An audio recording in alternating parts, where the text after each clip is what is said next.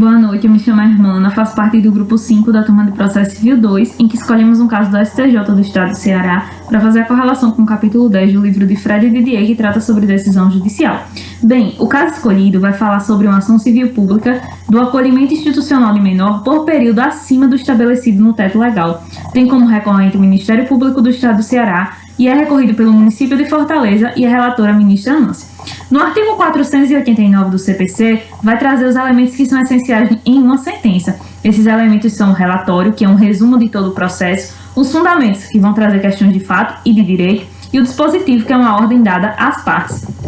Sobre esse acolhimento, das instituições do menor por período acima daquele fixado em lei, não se admite o julgamento da improcedência liminar, de acordo com o artigo 332 do CPC.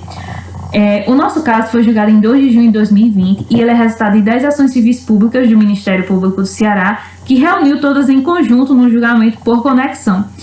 Vale citar que esse problema que o município de Fortaleza enfrenta não pode se responsabilizar apenas o município, visto que outros entes devem ser responsabilizados por isso ocorrer, como, por exemplo, o Ministério Público, a Defensoria, o Poder Judiciário, os Conselhos Tutelares e a própria sociedade.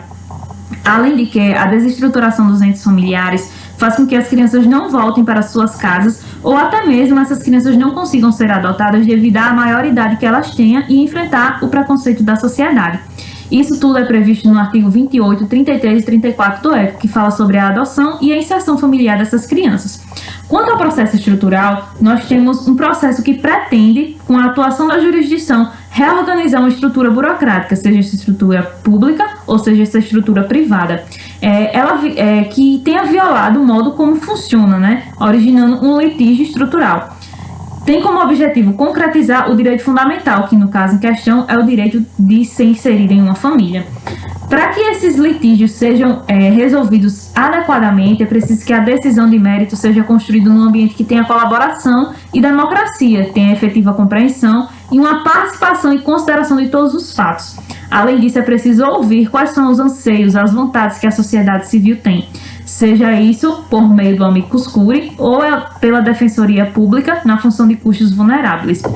Além de que, para que o juiz resolva o mérito de forma liminar e em favor do réu, ou mesmo que haja um julgamento antecipado do mérito, imediatamente após a citação do réu, é indispensável que a causa não demande ampla dilação probatória, e isso não está de acordo com uma ação civil pública, em que pretende apenas discutir a ilegalidade ou não de um acolhimento institucional de menores por período acima do máximo legal, e os eventuais danos morais que do acolhimento por longo período possa decorrer.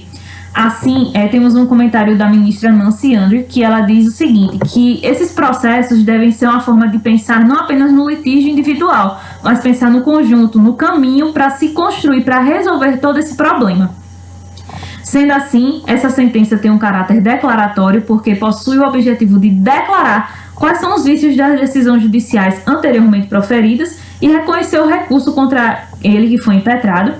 Para classificar o dispositivo, nós podemos classificar em 2 capítulos distintos. O capítulo que vai anular o processo desde a citação e o capítulo que determina a adoção das medidas adequadas ao processo estrutural. Temos como objeto imediato, porque se trata da tutela jurisdicional, que no caso é uma revisão, uma anulação da decisão em primeira instância, e temos como objeto imediato o bem da vida que vai se almejar. É o devido processo legal, em especial o direito à ação com todas as suas garantias. E por fim, temos os requisitos da decisão judicial, que trata sobre a congruência externa, em que a decisão deve estar correlacionada com os sujeitos envolvidos no processo. E temos a congruência interna, que fala dos requisitos para a inteligência como ato processual.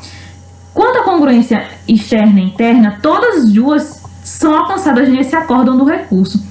A externa é presente em todos os requisitos, já que possui relação com os sujeitos e com a demanda, que deu o ensejo, e também apresenta a interna, porque nele tem coerência, clareza, certeza e liquidez. E assim, esse é um pouco sobre o nosso caso, e alguns artigos vão estar presentes abaixo.